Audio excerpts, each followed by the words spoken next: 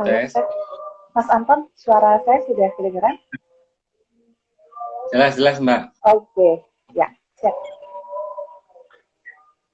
Oke, tapi gambarnya nggak ada. Oh, gambarnya, oh, Videonya.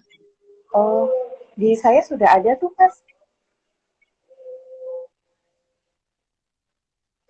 Gitu ya. Di saya nggak ada ya. Caranya gimana? Di Mbak Niken video saya ada. Ada. Aduh, kenapa Tapi ya? saya nggak tahu juga, mungkin rekan-rekan teman-teman yang lain videonya ada nggak? Biasanya saya tanya Mbak Desta sih. Mbak Desta join nggak ya? Mbak Desta belum join nih.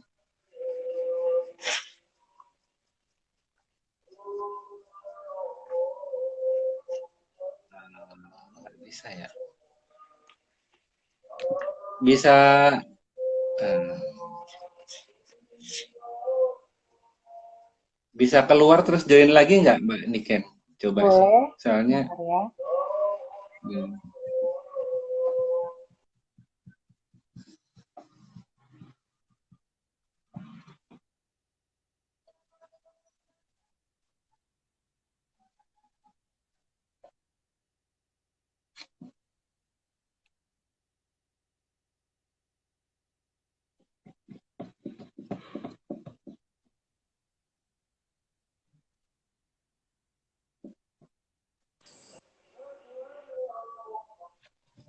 tetap nggak kelihatan. Belum nggak kelihatan. Eh, saya tanya siapa ya pemirsa dulu ya. Iya, Yang belum masuk nih. Dinata, lihat videonya. Teman-teman yang baru join lihat lihat videonya Mbak Niken nggak ya? Atau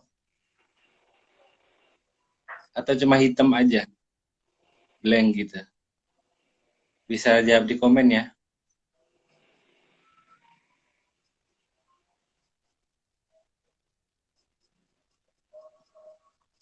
Teman-teman yang baru join, videonya nampak video dua orang nggak ya? Saya sama Mbak Niken.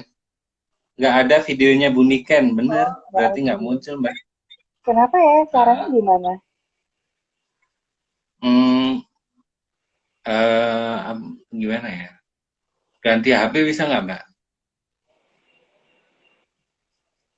Sebentar. Mm-mm. Oke. Kalau di saya sih Switch on. bisa berhenti membagikan video. Nah ini sudah bisa sih, tapi nggak bisa ya Mas ya?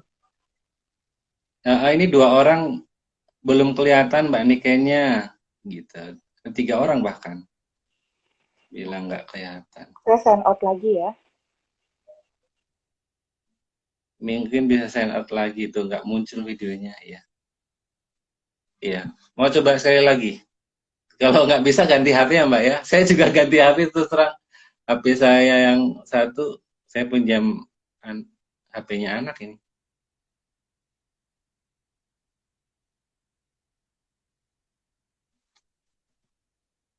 Biasanya error IG-nya.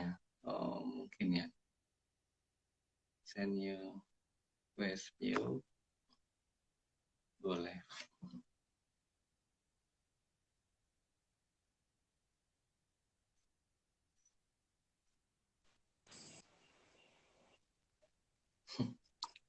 Sudah Tetap muncul? nggak keluar. Nah, tetap nggak keluar. Heeh.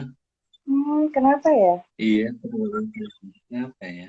Nggak asik soalnya Iya, sebentar. nggak ada wajah Mungkin ada yang lain. ngasih tahu caranya gimana ya?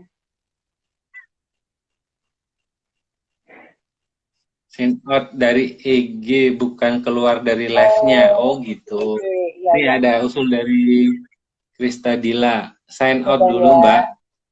Oke. Log out dari IG, baru masuk lagi.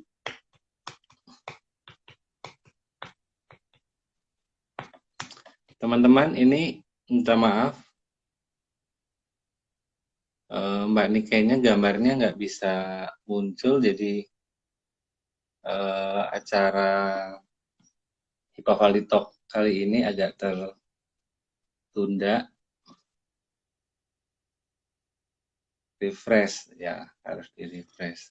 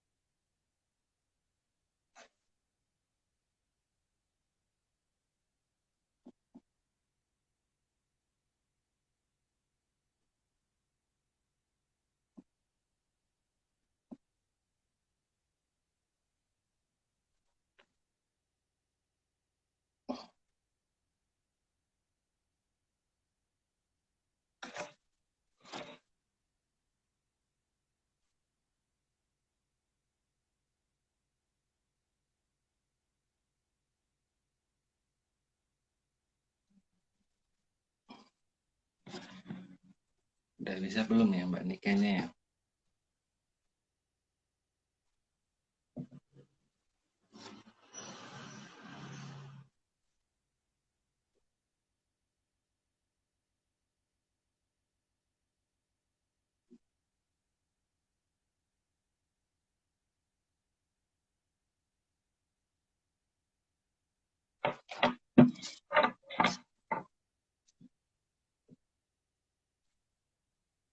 Oke.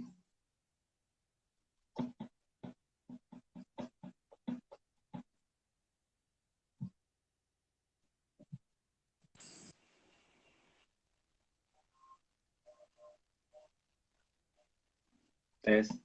Tes, halo Mas, muncul nggak? Nggak muncul, ya Nggak ampun, muncul ya? kenapa ya? Heeh. Oh, coba deh saya pakai HP yang lain ya. Boleh. Atau Mbak Nika ini yang invite saya ya? Invite Hipavali ya?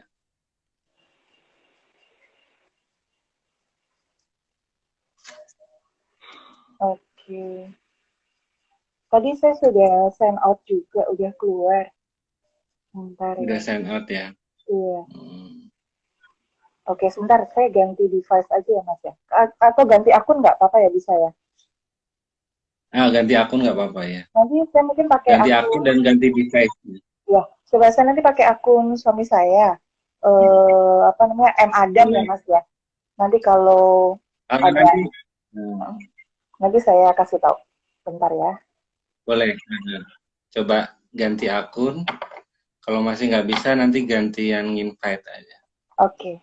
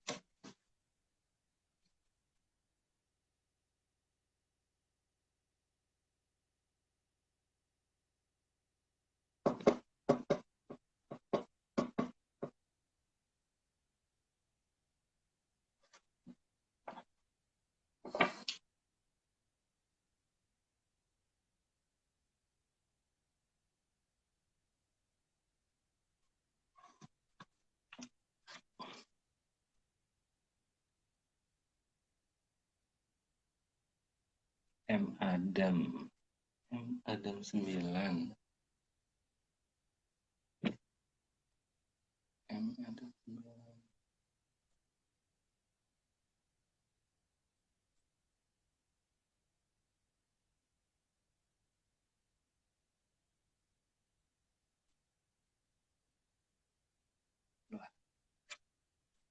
Oh ini tadi.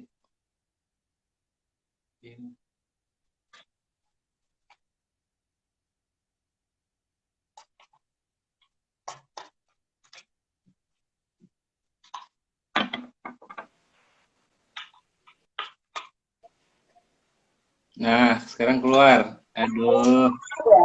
Wah. akhirnya ya. Oh, kenapa ya? HP-nya belum didaftarkan di Haki kali. Terlalu canggih kayaknya. Mungkin sebenarnya untuk di Indo teknologinya belum ada. Bentar, saya nyeting lampu dulu. Eh,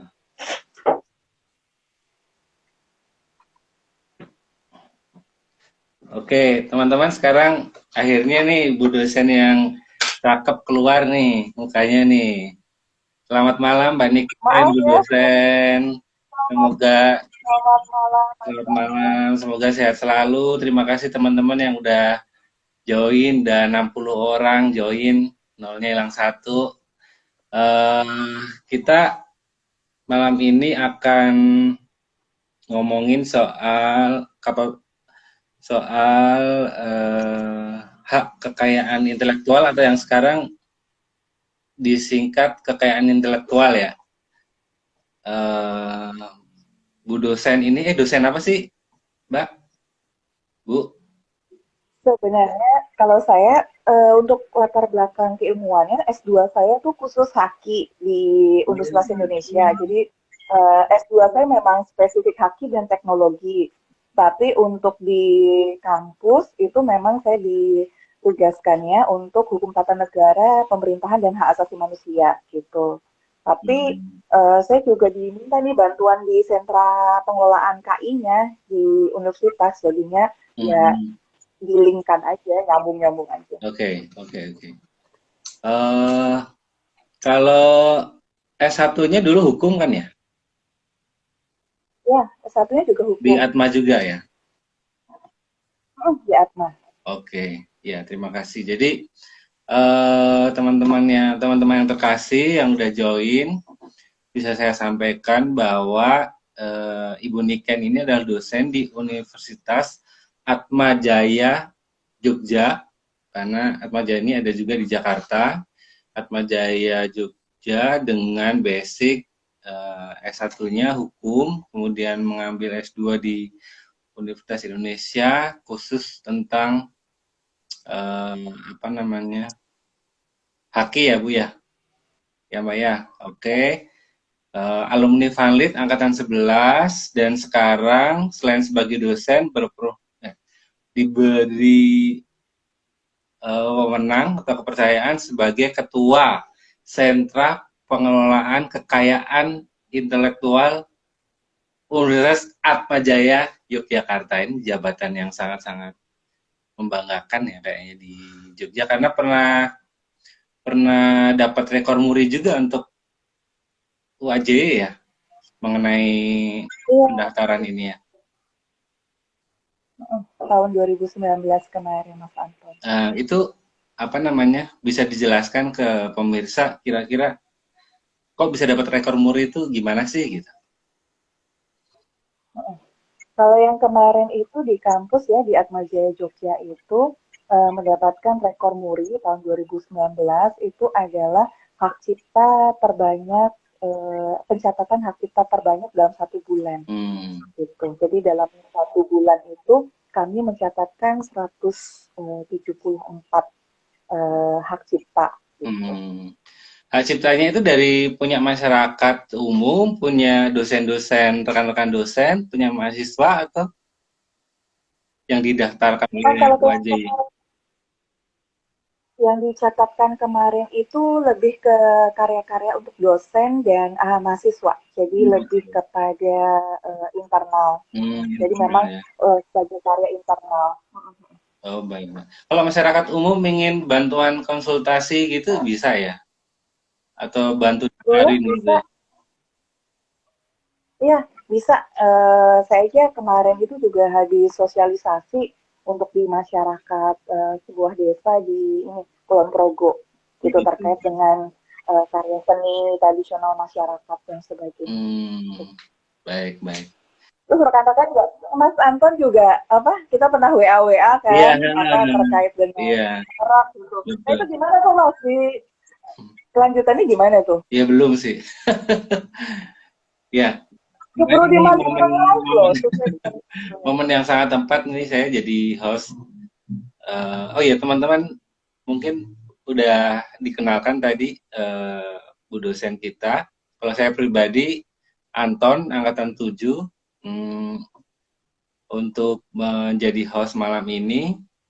Jadi sebelumnya saya bercerita juga, saya pernah jabri-jabrian sama Mbak Niken mengenai gimana sih cara daftarin apa namanya brand saya ini gimana, takutnya keburu diambil sama orang lain, atau secara hukum sih sah-sah saja orang lain ngambil sebelum saya mendaftarkan ya kan ya.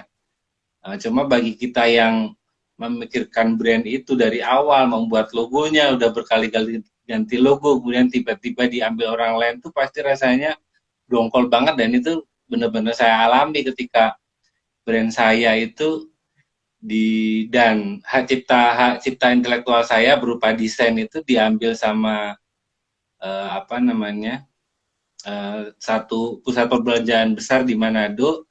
Mereka jual kaos-kaos dengan desain saya, dan saya nggak bisa ngapa-ngapain waktu itu karena memang belum saya daftarkan gitu. Itu pengalaman pahit yang saya alami. Nah di sini bersama dengan Ketua Sentra Pengelolaan Kekayaan Intelektual Mbak Niken, kita akan membahas mengenai bagaimana sih cara melindungi brand kita atau mungkin kekayaan intelektual karya kita sendiri yang orisinil belum pernah ada sebelumnya, supaya ketika orang lain secara kebetulan juga menemukan, itu nggak saling rebutan dan kita malah akhirnya jadi tidak memiliki apa yang sebenarnya kita ciptakan ya. Nah, kalau menurut Mbak Niken sendiri, sejauh pengalaman Mbak Niken dan kebetulan dengan posisi Mbak Niken sekarang sebagai ketua ini, apa sih nilai penting suatu apa ya namanya kekayaan intelektual itu, dan kenapa UAJY ini punya concern di bidang itu gitu sampai ngotot ingin, mungkin dalam tanda petik ngotot ingin memecahkan rekor muri gitu ya. Nah itu apa sebenarnya kegelisahan apa yang dipunyai oleh UAJY sebagai apa akademi gitu terhadap masalah ini? Oke, terima kasih. Selamat malam Mas Anton. Selamat malam semua yang ikut bergabung pada malam hari ini gitu ya. Jadi apa terkait dengan topik hari ini yaitu terkait dengan kekayaan intelektual. Mungkin pendahuluan dulu ya Mas. Jadi kita paling nggak jadi punya tahu persepsi dasar terkait dengan intellectual property ini. Nah, jadi Mas Anton dan rekan-rekan semua, terkait dengan kekayaan intelektual ini ada macam jenisnya, ya. Ada 8 jenis dan masing-masing itu karakteristiknya berbeda, gitu. Nah, saya akan mulai dulu ke istilah dari kekayaan intelektual. Mungkin rekan-rekan di sini, Mas Anton sempat mendengar ya ada istilah HAKI, gitu ya, hak atas kekayaan intelektual. Lalu dalam perkembangannya A-nya ini hilang, jadi menjadi lebih kepada hak kekayaan intelektual. Gitu. Lalu dalam perkembangannya lagi menyesuaikan juga dengan lembaga-lembaga intellectual property dunia, gitu ya. Maka hak ini dihilangkan, jadi lebih kepada kekayaan intelektual. Sekaligus disesuaikan juga untuk perangkat-perangkat pemerintahannya di Indonesia gitu. Jadi karena kita Direktorat Jenderal Kekayaan Intelektual, jadi haknya itu hilang. Nah, pada dasarnya ini tetap hak gitu. Cuma memang ada yang kalau kita lihat pada dasarnya jadi ada pembicaraan bahwa kalau ini hak kan itu kalau hak itu kan seakan-akan fakultatif ya, bisa iya bisa enggak gitu ya. Nah, jadinya supaya konsepnya di sini menjadi lebih general gitu ya, maka haknya ini akhirnya tidak diikutkan. Jadi kita lebih membicarakan tentang intellectual property-nya atau kekayaan intelektual. Jadi apa sih kekayaan intelektual itu? Kekayaan intelektual itu kan hasil olah pikir manusia yang mempunyai nilai ekonomi seperti yang tadi Mas Anton bilang gitu ya, bahwa Mas Anton ketika membuat logo gitu ya, ketika membuat apa namanya suatu karya atau produk gitu ya, itu kan menggunakan hasil olah pikir dari Mas Anton dan mungkin rekan-rekan sekalian gitu ya. Jadi menggunakan ide-idenya gitu ya. Nah, jadi inilah hasil olah pikir. Nah, ada kata hasil di sini. Nah, terkait dengan kata hasil di sini Mas Anton, bahwa kekayaan intelektual gitu ya, itu baru akan mendapatkan perlindungan apabila sudah ada hasilnya atau difiksasikan atau diwujudkan. Jadi harus ada wujudnya, Mas. Jadi kalau baru dalam ide, Mas Anton nih punya ide nih. Aku pengen bikin apa logo, misalkan saya punya usaha warung makan, misalnya punya usaha restoran gitu ya, atau enggak coffee shop gitu ya. Lalu saya mau kasih nama, misalkan siapa Mas? Yang agak-agak ini ya, misalkan apa ya? Antoniandra gitu ya, misalkan gitu, coffee shop Antoniandra. Nah, misalkan seperti itu gitu. Nah, ketika ingin mewujudkan namanya itu Antoniandra itu kan menggunakan tadi olah pikir dalam otak kita sebagai manusia. Nah, terkait dengan merek ini, Mas, kalau belum difiksasikan gitu ya, atau belum wujudkan ya dalam bentuk logo dan sebagainya, hanya baru dalam ranah ide, itu belum mendapatkan perlindungan hukum, gitu ya. Itu belum mendapatkan perlindungan hukum. Nah, maka dari itu Mas Anton dan rekan-rekan sekalian, gitu ya, hati-hati. Ini harus aware ya. Jadi hati-hati berbagai ide yang belum diwujudkan, gitu ya. Jadi kalau punya ide, keep dulu deh. Kecuali kalau memang idenya ini memang sudah jelas. Misalkan mau presentasi ke sebuah perusahaan dan jelas di sana juga hati-hati ya. Misalkan kalau mau presentasi ke sebuah perusahaan tentang presentasi, sebenarnya harus ada perjanjian khusus bahwa terkait dengan apa namanya ide saya ini gitu ya. Ini apa namanya juga mendapatkan kekayaan intelektual karena sudah saya wujudkan dalam bentuk form presentasi, PPT dan sebagainya. Jadi nggak boleh asal cuplik. Nah itu biasanya kalau ke perusahaan gitu harus Mas ada concernnya seperti itu, ada kesepakatannya seperti itu karena hati-hati tadi. Jadi ide itu bisa dimaling. Jadi kalau maling ide nggak bisa Mas dituntut. Kalau ya apa, kamu ngambil ideku ya gitu. Nah nggak bisa gitu ya, karena Mas Anton belum memfiksasikannya. Nah, maka dari itu, supaya mendapatkan perlindungan hukum, maka ide ini harus difiksasikan, harus diwujudkan, gitu ya. Contohnya, misalkan buat lagu, saya pengen buat lagu bla bla bla bla bla, gitu ya, tentang putus cinta, gitu ya. Notasinya adalah misalkan mi fa sol, mi fa sol, mi fa sol la, gitu ya. Nah, kalau belum difiksasikan ke dalam lirik, ke dalam notasi, hanya baru di kepala aja, mi fa sola, misalkan seperti itu ya, tapi belum dituliskan, belum diindikan, tiba-tiba ada orang lain yang, misalnya Mas Anton cerita gitu ya, aku ada ide nih, lagunya bagus banget nih, terkait dengan putus cinta, ini pasti booming deh, lebih bagus dibanding Dewa, misalkan seperti itu. Nah, lalu diambil nih sama rekannya Mas Anton gitu ya. Maka apa namanya, Mas Anton nggak punya dasar, belum diberi perlindungan hukum terkait dengan ide ini. Nah, itu untuk konsep dasarnya terkait dengan perlindungan hukumnya. Lalu saya masuk dulu ya yang ininya dulu. Masuk dulu yang arti pentingnya. Tadi kan Mas Anton, kenapa sih juga Atma Jaya dan saya juga di sini concern sekali juga terkait dengan intellectual property. Karena terkait dengan intellectual property ini juga, ini terkait dengan jati diri bangsa, Mas. Sebenarnya kalau kita mau tarik lebih besar lagi ya, ini terkait dengan jati diri bangsa. Karena larinya adalah ke tingkat inovasi sebuah negara, tingkat inovasi sebuah bangsa, gitu ya. Jadi ketika suatu negara itu banyak karya intelektualnya, berarti itu menunjukkan bahwa secara tidak langsung ya, negaranya atau bangsanya, masyarakatnya itu kreatif, inovatif, punya karya-karya, punya produk-produk. Nah, seperti itu. Jadi memang kalau kita lihat di sini ya, itu secara umum. Tapi mungkin secara real ya, untuk kita Itu kan untuk negara. Tapi kalau untuk kita bagaimana? Untuk masyarakat. Nah, yang pertama adalah tadi Mas, bahwa ini hasil olah pikir yang punya nilai ekonomi. Nah, jadi sebenarnya ini larinya juga ke ekonomi, bisa membawa manfaat ekonomi bagi si pencipta, bagi si inventor gitu ya. Ini punya punya apa nilai ekonomi apa terhadap penciptanya gitu ya.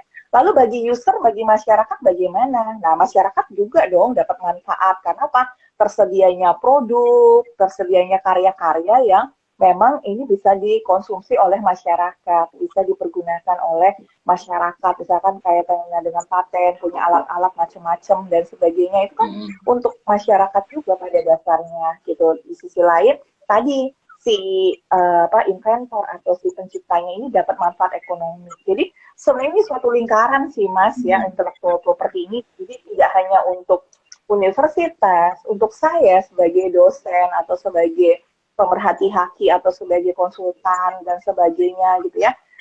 Tapi juga ini untuk secara luas sih, untuk arti pentingnya seperti itu. Nah itu. Terus mungkin satu lagi ya Mas ke jenisnya ya. Jadi nanti mungkin Mas Anton bisa mengkutip lagi pertanyaannya. Nah terkait dengan jenisnya, banyak yang kalau kita lihat terkait dengan intellectual property itu ada salah kaprah ya, ada distorsi. Banyak yang menyamakan haki itu apa namanya hanya paten saja gitu ya. Jadi haki itu atau kak itu paten ya kan sering kan ya Mas. Contohnya kayak kasus kita yang dulu tarian reog gitu ya, dipertunjukkan di Malaysia. Lalu banyak kan media-media yang nulis gitu ya, kita harus mematenkan tari tradisional, pakai kata paten gitu ya. Atau juga terkait dengan kemarin warkop apa ada warkop dan warkopi gitu ya, warkop DKI dan warkopi. Nah itu kan juga media-media menggunakan bahwa ini melanggar paten kami gitu kan. Nah, jadi penggunaan kata yang salah sebenarnya ya. Iya betul, kata-katanya salah. Jadi istilahnya ini salah, istilahnya berbeda karena KI itu ada 8 jenis. Jadi ada satu hak cipta. Mungkin ada Mas Anton juga di sini kan topiknya lebih ke merek juga merek ya, gitu ya. Lalu ada paten. Lalu ada desain industri. Mungkin kalau Mas Anton dan rekan-rekan yang lain juga mengetahui desain industri. Lalu ada indikasi geografis. Indikasi geografis itu kalau mungkin apa jarang terdengar ya kata indikasi geografis. Tapi kalau Mas Anton dan rekan-rekan lain mungkin mendengar istilah ubi cilembu, ya. Lalu salak pondoh turi, gitu ya. Lalu kan susu kuda Sumbawa. Nah itu kan diikuti dengan tanda asalnya gitu ya. Jadi memang ini juga masuk ke dalam kekayaan intelektual. Lalu rahasia dagang, Mas. Rahasia dagang itu juga termasuk kekayaan intelektual loh gitu. Lalu ada desain tata letak sirkuit terpadu. Nah, itu semikonduktornya. Jadi rangkaian semikonduktor gitu. Untuk tata letak sirkuit terpadu jadi bukan sirkuit Mandalika itu, Mas.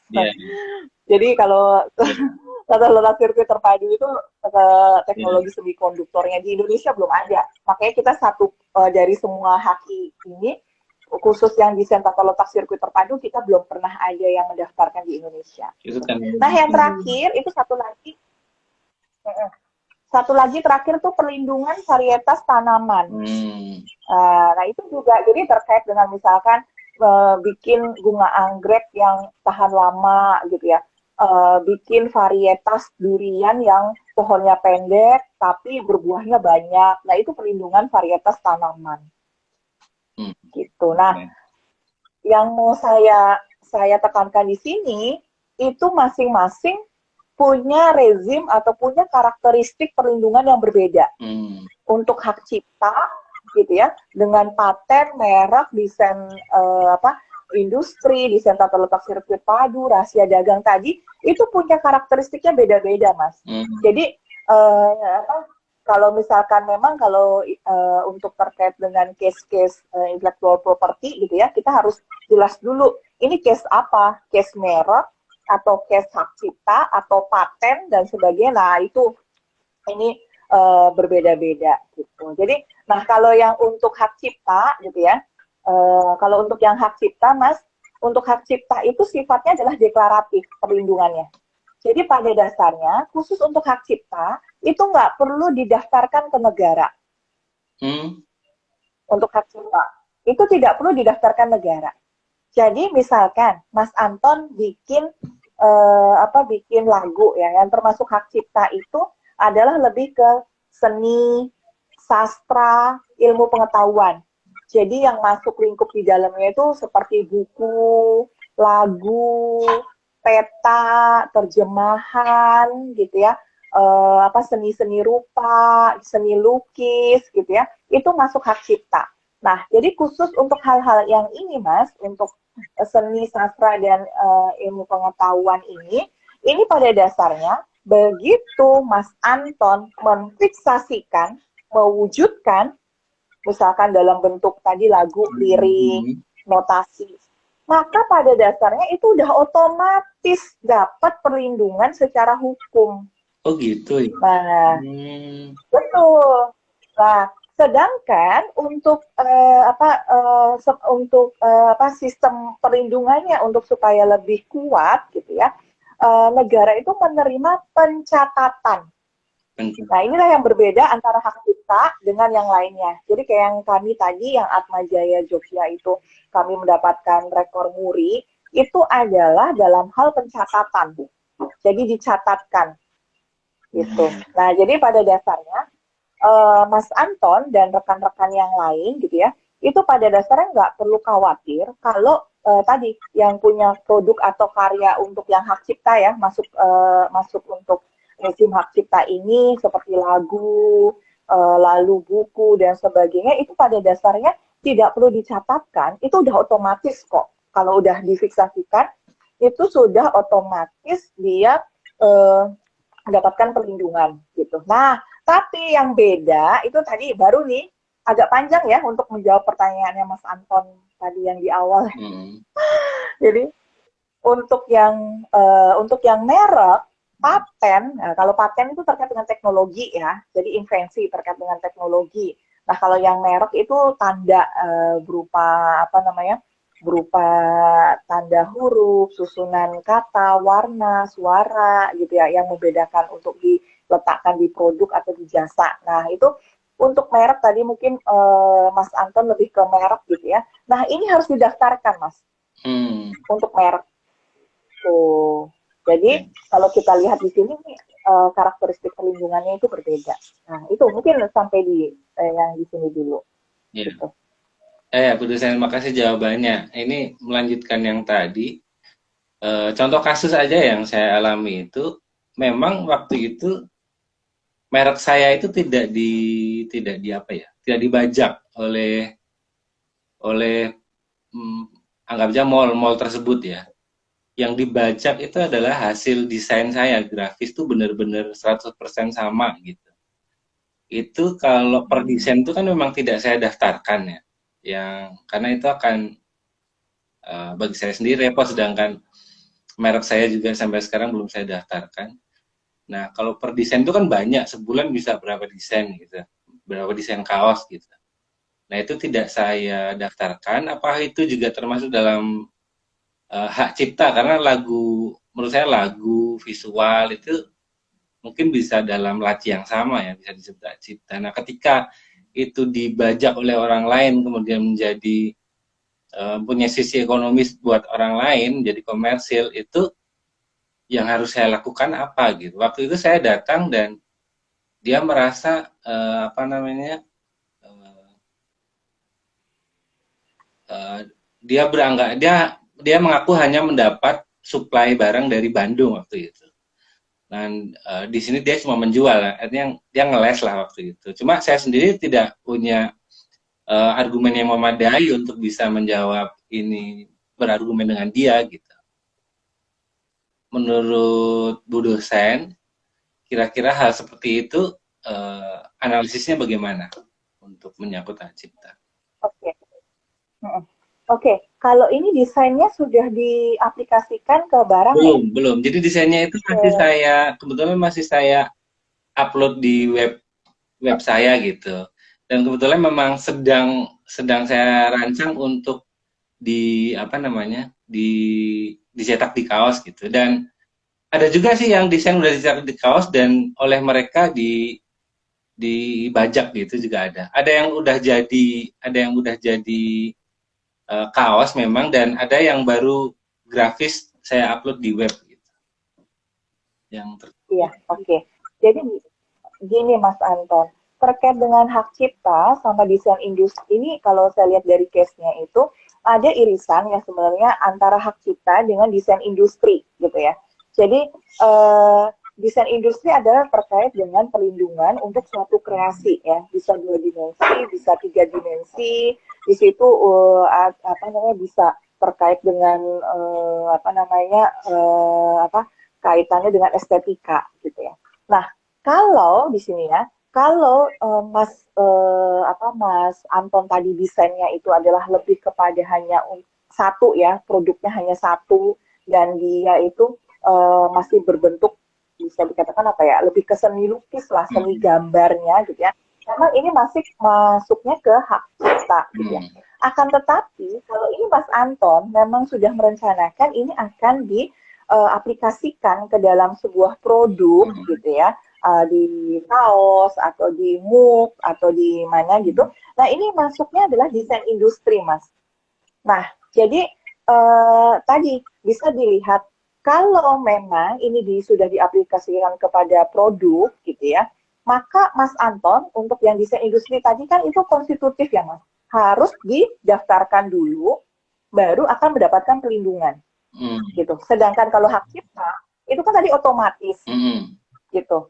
Nah, kalau Mas Anton tadi pakai karakteristiknya yang desain industri, Mas Anton kalah karena Mas Anton belum mendaftarkan gitu. Jadi Mas Anton belum punya ini, nggak bisa ngeklaim gitu ya. Kecuali Mas Anton memang mendaftarkan desain industri itu gitu ya.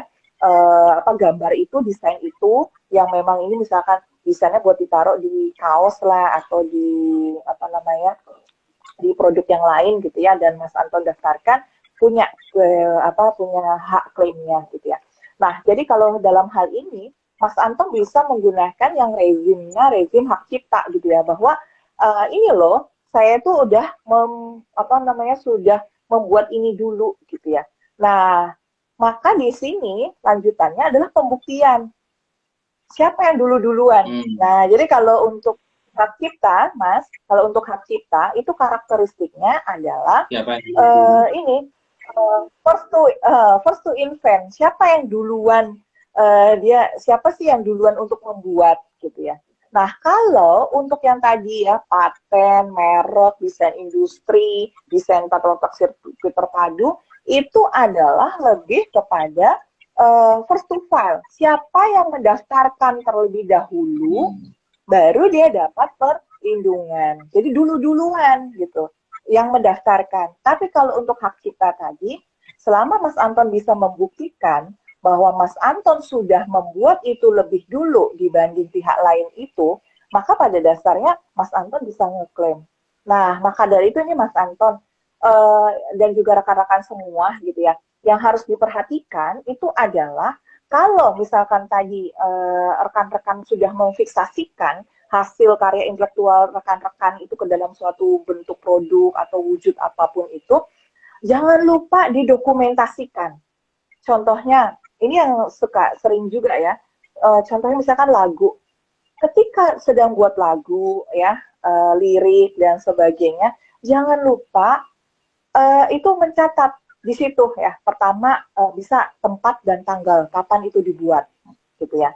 Lalu misalkan kalau mungkin Mas Anton atau rekan-rekan yang lain kan sering tuh ya, kalau lukisan orang terkenal gitu ya, kan biasanya ditandatanganin terus dikasih bulan dan tahun gitu ya. Nah, itu pada dasarnya untuk ini loh saya sudah membuatnya ini tahun berapa gitu. Begitu juga tadi desainnya Mas Anton gitu ya. Itu saran saya ke depan, Mas Anton kalau misalkan membuat desain lagi, jangan lupa untuk mendokumentasikannya. Nah, bisa juga nyimpen di file. Jadi bisa nunjukin, ini loh, lihat di file saya.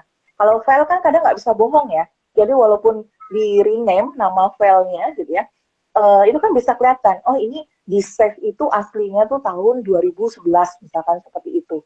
Nah, disitulah bisa jadi bukti untuk ngeklaim siapa yang pertama kali membuat. Nah, itu gitu Mas Anton. Jadi kalau untuk hak cipta sebenarnya pada dasarnya itu nggak perlu didaftarkan, itu otomatis gitu. Jadi kalau ada rekan-rekan atau Mas Anton tadi gitu ya punya produk ranah seni, sastra dan ilmu pengetahuan tadi yang di serobot orang, yang dimaling orang. Nah, ngeklaimnya adalah membuktikan siapa yang lebih dulu untuk membuat membuat Oke. itu. Jadi kalau mungkin yang sananya bikinnya ternyata lebih lama lagi, ya berarti rekan-rekan berarti ya kalah gitu. Bu dosen gini misalnya, apakah sering terjadi di masyarakat sengketa mengenai hak cipta ini? Karena terus terang kalau bagi saya sendiri terus mau nuntut mall ini bahwa dia melanggar hak cipta saya, kemudian saya harus sewa pengacara, itu sangat-sangat butuh waktu dan biaya banget gitu. Nah, tapi yang terjadi di masyarakat, apakah di dunia hukum tuh sering terjadi sengketa hak cipta ini ya? Oke, kalau sengketa hak cipta banyak Mas. Jadi banyak banget ya, mulai dari yang dulu kasus yang untuk yang ukiran cincin yang Bali gitu ya. Lalu kasus lagu, buku dan sebagainya itu banyak Mas sengketanya gitu ya. Tapi kalau saya boleh mensarankan ya, lebih baik yang pertama dilakukan adalah lebih kepada kita duduk bersama, jadi negosiasi. Siapa tahu sebenarnya bisa kolaborasi gitu ya. Jadi karena kayak tadi Mas Anton juga udah nyebut ya. Jadi kalau kita berperkara gitu ya, udah harus sewa pengacara, harus berperkara di pengadilan, tentunya ya tadi harus siap-siap mulai dari tenaga, biaya, juga pikiran yang mungkin kadang panjang juga gitu. Nah, jadi kalau saya sarankan ya, memang kita pakai Pancasila dulu lah, sila keempat gitu ya, musyawarah mufakat gitu ya. Jadi supaya siapa tahu malah sebenarnya kita itu bisa melakukan kolaborasi. Contohnya, oke, saya nggak akan nuntut kamu di pengadilan, saya akan beri lisensi. Jadi kamu beli lisensi saya ya, gitu. Kan itu kan malah lebih menguntungkan. Yeah. Jadi kita dalam haki ini lekat kaitannya dengan bisnis, Mas, dengan strategi bisnis gitu. Jadi jangan kita tuh terlalu kalau saya bilang misalkan kita terlalu kaku. Ini saya eksklusif saya, ini punya saya, yang lain nggak ada yang boleh gitu dan sebagainya. Nah, kalau kita lihat ya ini ada untung ruginya gitu ya. Jadi kita mau memainkan strategi bisnis yang mana gitu ya. Tapi kalau saya sih, saya condong ke strategi bisnis yang kita itu ya saling menguntungkan. Kamu punya produksi ya, silakan saya yang bagian saya kuat di dalam desainnya gitu ya. Tapi kamu bagus nih untuk pemasaran dan sebagainya. Oke, kamu ini kan udah ketahuan nih, udah make saya gitu ya. Kita mau gimana? Mau diramein, reputasimu juga bisa berpengaruh gitu ya. Atau saya beli lisensi, kita bikin perjanjian aja gitu. Ada royalti yang diberikan kepada saya dan sebagainya. Gitu sih Mas, kalau saran saya gitu ya, untuk win-win solutionnya itu lebih gitu. Yeah. Jadi dua-duanya juga dapat yang gitu. Baik. Oke, pertanyaan selanjutnya dari pemirsa ini, hak kekayaan intelektual itu sifatnya internal negara tersebut atau sebenarnya bisa lintas negara gitu. Misalnya di negara lain tuh ada merek channel gitu ya, atau Zara gitu.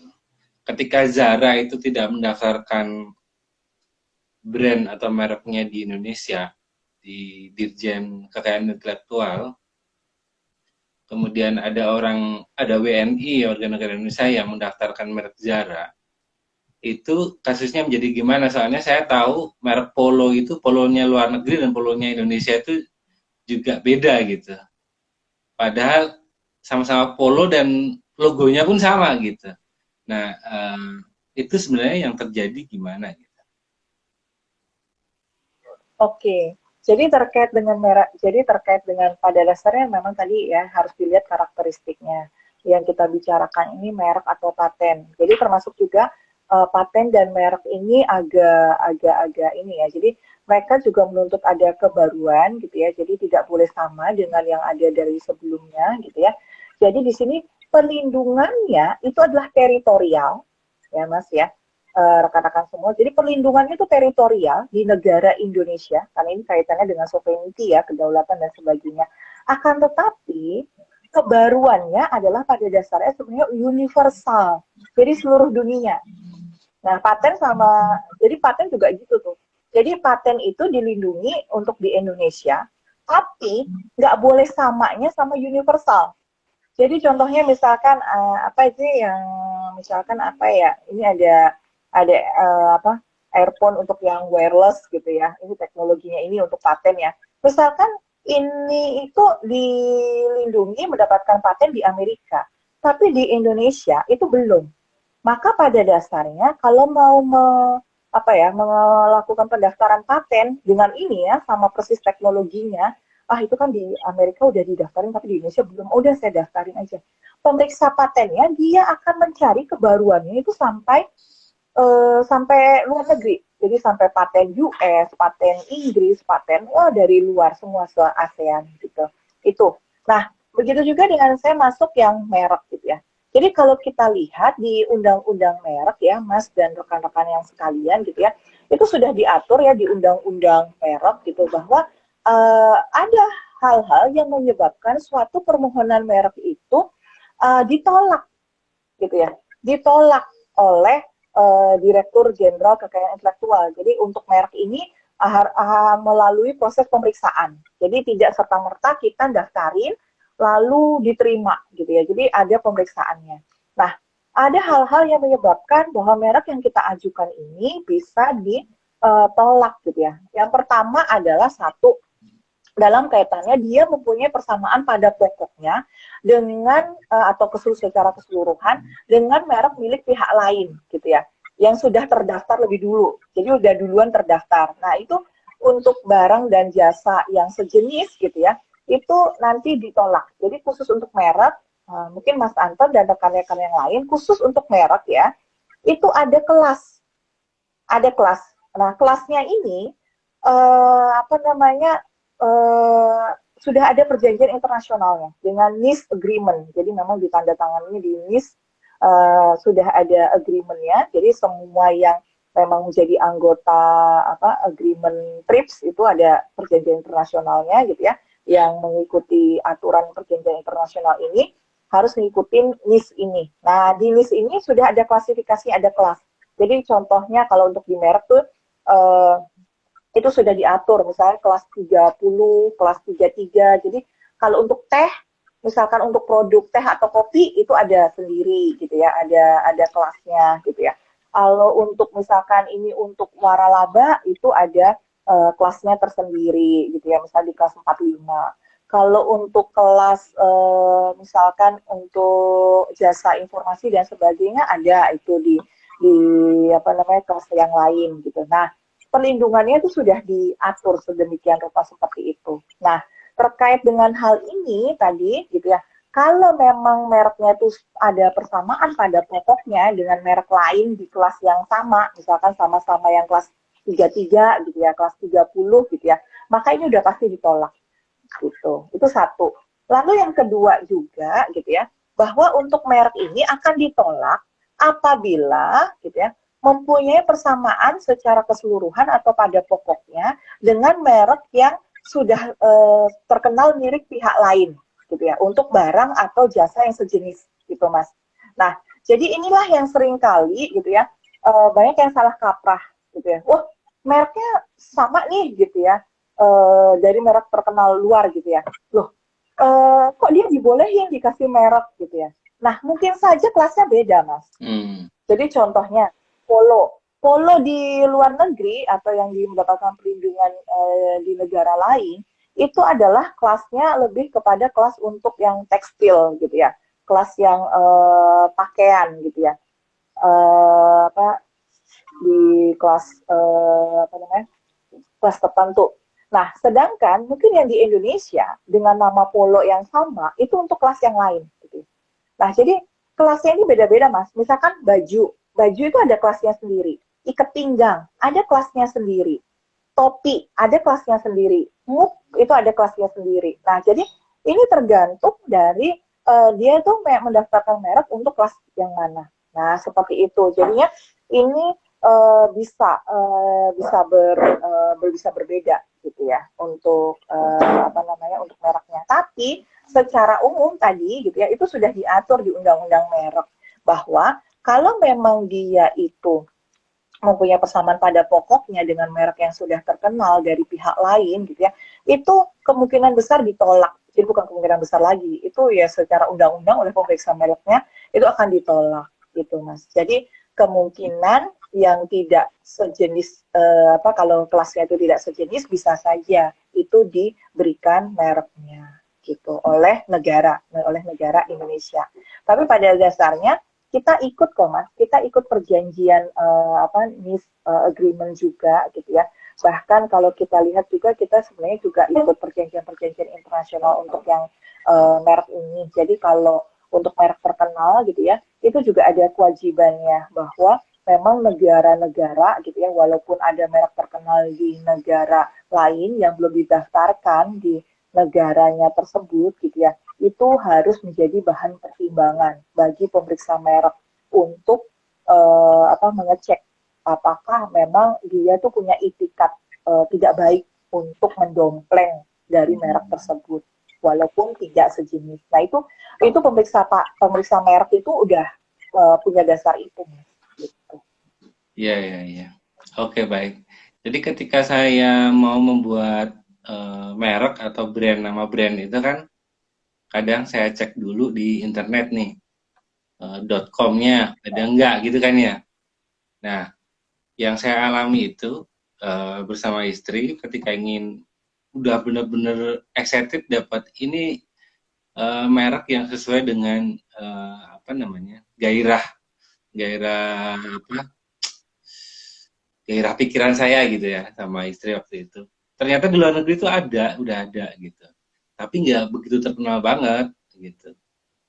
Namanya itu nggak begitu terkenal dan ada barangnya di Indonesia tapi untuk kategori lain yang tidak sama dengan produk saya gitu. Nah, ketika saya memaksakan mereknya saya daftarkan gitu misalnya, kemudian puji Tuhan pemeriksanya lagi malas ngecek gitu dan akhirnya meloloskan brand saya tersebut gitu.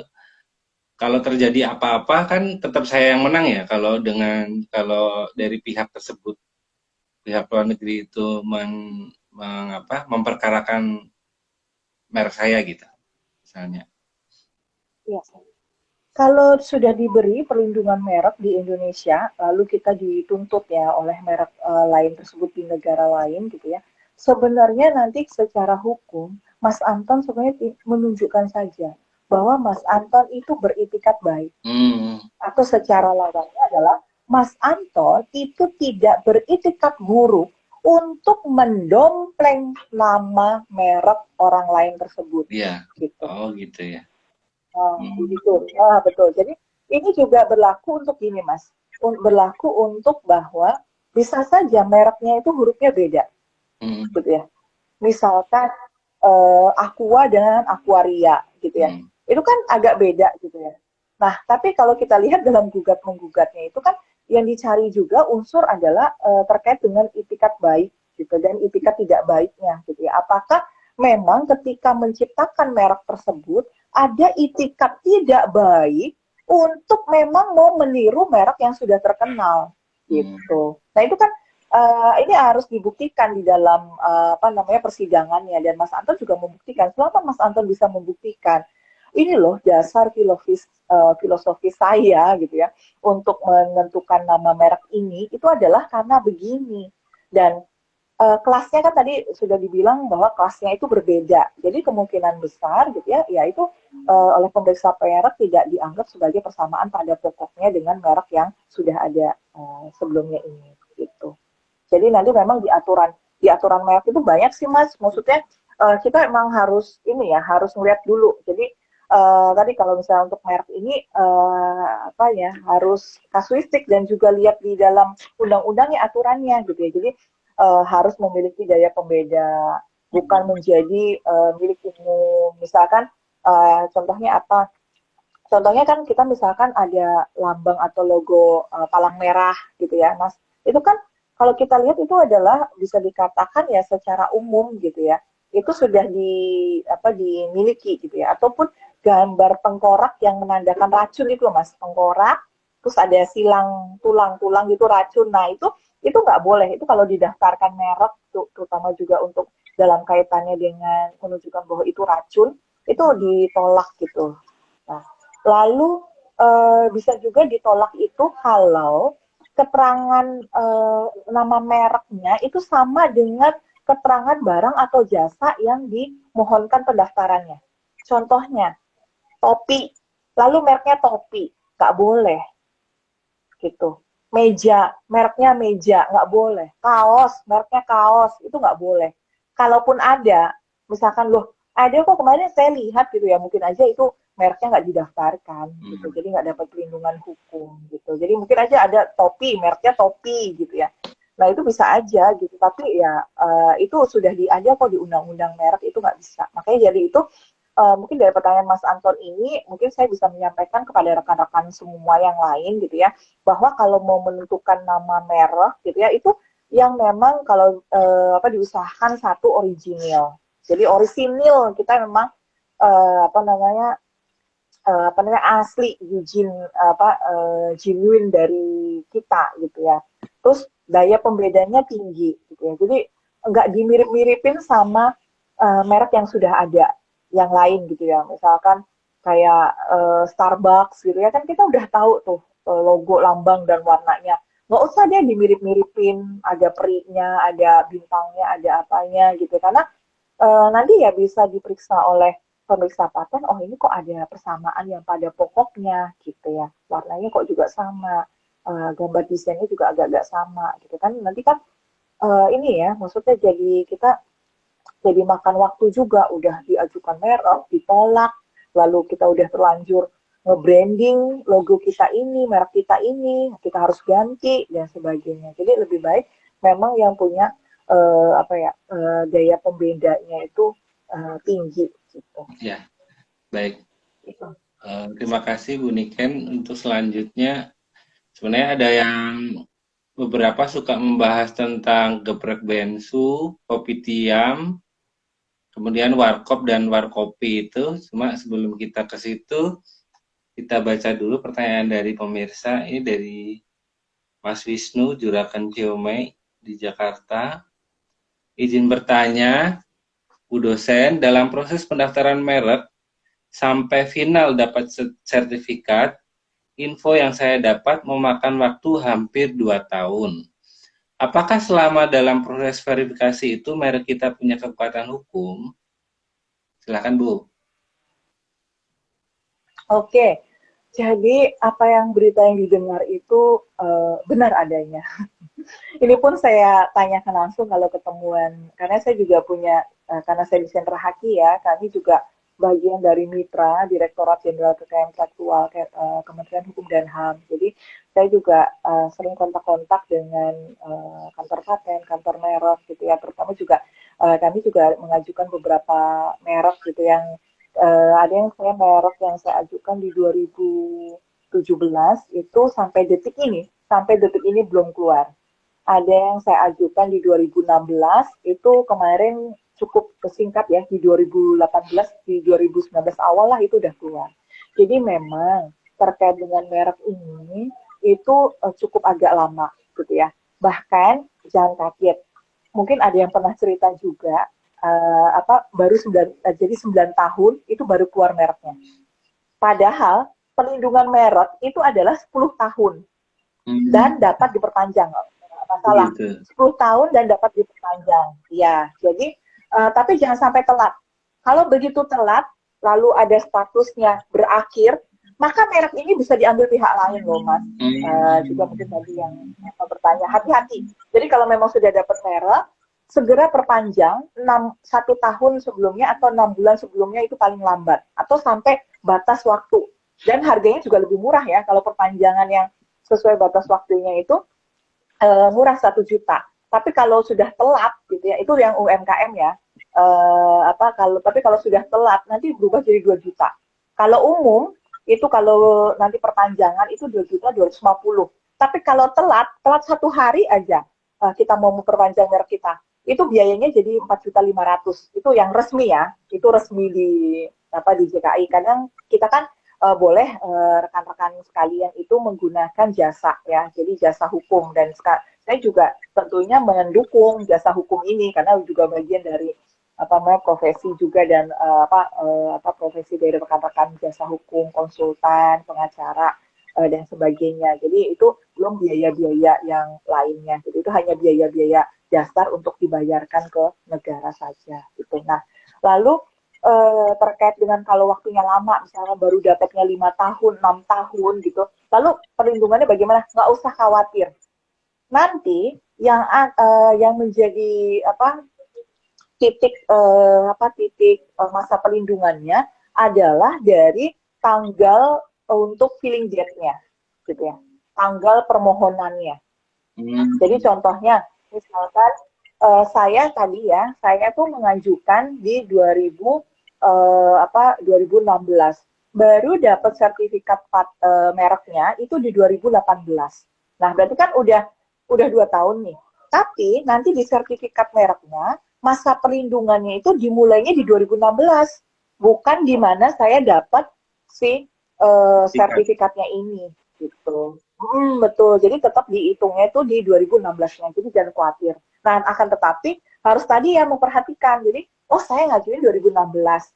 Berarti 10 tahun lagi berakhir, gitu. Berarti di tahun 2026 saya harus perpanjang lagi, atau di tahun 2025 saya harus perpanjang. Jadi harus udah aware dulu, jangan sampai telat gitu. Kalau telat bisa diambil orang, diserobot orang gitu ya. Itu bisa saja gitu. Nah, lalu itu yang saya rasa bisa. Jadi kenapa sih lama ya untuk merek ini, bahkan bisa tadi dapatnya 9 tahun. Jadi memang beberapa kali kalau kita lihat memang backlog-nya itu sangat banyak di DJKI. Jadi di DJKI itu kalau kita lihat permohonannya itu kan sekian juta ya, gitu ya. Ini aja kalau kita lihat ya 1.400.000 gitu dan sebagainya. Jadi backlog-nya itu, jadi tumpukan permohonannya itu belum selesai. Jadi kan harus diperiksa, masalahnya harus diperiksa. Jadi harus ngecek betul apakah ini sama dengan yang ada sebelumnya, apakah ini sama dengan merek yang terkenal di luar gitu ya. Jadi memang ada tugas pemeriksa merek untuk melakukan ini, sehingga memang membutuhkan waktu yang cukup lama. Nah, ini terjadi di Indonesia, ini terjadi backlog gitu. Jadi tumpukannya itu sangat banyak gitu. Jadi ini belum terurai, makanya butuh waktu 2 tahun, 3 tahun, 5 tahun. Gitu. Yang tadi saya yang 2017 sampai sekarang berarti udah 4 tahun ya. Udah 4 tahun ini belum ada kabar ya. Saya tanya juga gitu, sudah sampai mana gitu pemeriksaannya ya jawabannya ya akan diplomatis gitu yang kita dapatkan gitu ya. Jadi mohon menunggu karena memang antriannya sangat panjang. Tapi nggak usah khawatir. Jadi begitu kita tadi kita daftarkan, maka nanti dari tanggal filing date-nya itulah nanti untuk di sertifikat mereknya. Baik. Ya, yang tadi follow up juga pertanyaan Mas Wisnu tadi, dalam jangka 2 tahun itu berarti bisa jadi ada pihak, ini anggapannya 2 tahun baru keluar ya. Nah, misalnya Mas Wisnu itu udah daftar dari tahun kemarin nih, berarti anggap aja selesainya 2 tahun lagi ya. Dalam jangka waktu 2 tahun ini, ketika orang lain mendaftarkan merek yang sama gitu, karena melihat CEO MyBrian-nya Mas Wisnu ini udah benar-benar naik daun gitu, terus dia mendaftarkan, dia kebetulan juga langsung bikin cabang 3 gitu misalnya, Siomay Priayi gitu ya. Nah itu nanti akan gimana karena kita belum dapat sertifikat gitu. Sementara kita sama-sama daftar gitu. Oke, jadi kalau untuk kekuatan hukum, tentunya kekuatan hukumnya pada sertifikat resminya yang nanti akan diberikan oleh kementerian gitu ya. Akan tetapi dalam jangka 20 tahun ini nggak apa-apa, kita bisa melebarkan melebarkan sayap menggunakan merek ini dan sebagainya gitu ya. Dasarnya adalah tadi di Tanggal surat permohonan ya. permohonan pendaftaran. Ya, betul. Kan pas kita pendaftaran kan kita dapat bukti nih, dapat nomor pendaftaran. Nah, inilah yang kita pegang gitu ya, sebagai alas hak bagi kita bahwa saya ini udah itikat baik, saya mendaftarkan merek saya. Jadi dalam jangka waktu ini, maka rekan-rekan yang lain atau misalkan tadi yang saingannya Mas Wisnu, misalkan di Somai lain dan sebagainya, maka ada baiknya tidak menggunakan merek Mas Wisnu gitu. Karena apa? Sebenarnya akan ini juga ya spekulasi bagi mereka gitu ya, dibanding mereka menggunakan gitu ya Mas Wisnu dapat sertifikatnya gitu ya bisa disomasi juga sama Mas Wisnu supaya jangan menggunakan merek yang sama atau logo yang sama persisnya tadi gitu. Jadi kalau kita lihat nggak apa-apa dari surat permohonan pendaftaran merek itu bisa jadi alat hak kita gitu. Hampir sama sebenarnya Mas Anton juga rekan-rekan yang lain gitu ya. Sebagai contoh ya, sebenarnya mungkin tadi sempat disebut ya Warkop DKI gitu ya. Nah, kalau kita lihat Warkop DKI sama Warkopi gitu ya, untuk Warkop DKI itu tuh belum didaftarkan mereknya pas kasus sama Warkopi.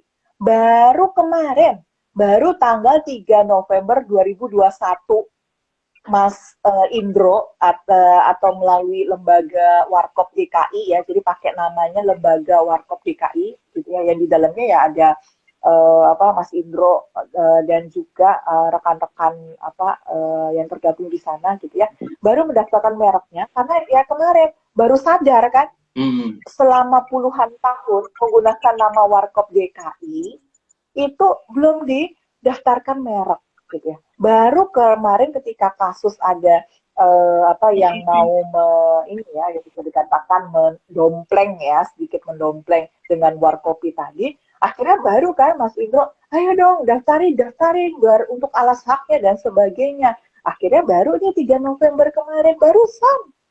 Nah, ini jadi kalau kita lihat, inilah yang jadi juga alas hak juga gitu, ataupun kalau kita lihat bagi pemeriksa paten, pemeriksa merek akan melihat juga kok. Jadi, wah ini Warkop DKI ini udah terkenal nih, ini Dono, Kasino, Indro. Jadi kalau ada yang mendaftarkan sebenarnya untuk nama yang sama, itu ditolak kok. Walaupun si Warkop DKI-nya ini kan ini belum mendaftarkan merek. Contohnya siapa? Contohnya kalau mungkin Mas Anton dan rekan-rekan yang lain tahu gitu ya. Saya nggak tahu ya ini beneran Daniel Mananta atau Daniel Mananta yang lain gitu ya. Jadi pada tahun 2012 gitu ya, Daniel Mananta ini mengajukan permohonan merek ya, dengan nama Warkop DKI. Tapi untuk kelasnya adalah kelas waralaba ya di kelas 45 sama kelas 35 yang penjualan online gitu ya. Nah, ini ditolak kok sama pemeriksa merek. Persis Warkop DKI. Kenapa pemeriksa merek ya ini baru ini hanya analisis saya ya. Saya juga tidak bertanya langsung sama pemeriksanya gitu ya, tapi analisis saya bahwa Warkop DKI ini kan sudah terkenal banget. Jadi walaupun belum didaftarkan mereknya, akan dilihat loh. Ini kok bukan orang yang berhubungan dengan Warkop DKI, kok mau mendaftar mereknya atas nama Warkop DKI gitu ya. Maka ditolak kok dua kelas ini gitu ya untuk si Daniel Mananta gitu. Itu ditolak gitu. Jadi pemeriksa paten juga hati-hati kok gitu ya akan melihat sampai di sana gitu. Jadi kalau dilihat ini yang sekarang kemarin yang didaftarin di 3 November itu kalau saya lihat ya di database-nya gitu kan saya lihat nih yang Warkop DKI yang Mas Indro ini didaftarkan di kelas 41 di acara hiburan gitu ya. Lalu di kelas 38 terkait dengan jasa informasi, telekomunikasi dan sebagainya itu didaftarkan di kelas tersebut gitu. Jadi kalau kita lihat tadi Mas Wisnu nggak usah khawatir gitu ya. Jadi kalau selama memang Mas Wisnu melihat ya mereknya ini emang tidak mendompleng pihak yang lain, punya daya pembeda gitu ya, lalu juga tidak bertentangan dengan peraturan perundang-undangan yang ada, misalkan nggak terkait dengan pornografi, nggak terkait dengan norma agama dan kesusilaan gitu ya, itu kemungkinan besar apa namanya akan diterima gitu. Maka dari itu kalau kita memang mau membuat merek tadi betul yang Mas Anton itu caranya betul Mas Anton. Mas Anton harus survei dulu, harus ngecek dulu. Ini sudah ada yang pakai merek ini belum. Nah, tapi saran saya Mas, ngelihatnya jangan cuma di website atau di Google. Ngeceknya adalah resmi langsung di pangkalan data mereknya Indonesia. Jadi di PDKI Strip Indonesia .dgip.go.id. Nah, itu ngeceknya. Ngecek di situ merek yang apa sudah terdaftar. Jadi nanti akan jelas nih bahwa nama yang sama itu siapa yang ngedaftarin di kelas yang mana. Berarti kan kita masih punya peluang nih. Kalau kelasnya beda gitu ya, kita bisa apa namanya Pak Uji kita bisa pakai gitu. Ya. Kalau kelasnya beda, ada kemungkinan merek kita tetap bisa diterima gitu, didasarkan gitu ya. Iya, betul. Asalkan tadi logonya itu kan kalau logo ini itu kan bisa beda-beda ya Mas ya. Lukisannya itu kan sebenarnya pada dasarnya bisa beda-beda ya. Nama bisa sama gitu ya. Tapi logonya itu kan bisa beda-beda. Nah, jadi kalau kita lihat dari sini kan pemeriksa paten akan lihat juga bahwa pada dasarnya sebenarnya buat apa sih merek? Merek itu kan secara apa ya, secara ininya, secara umumnya kan untuk daya pembeda.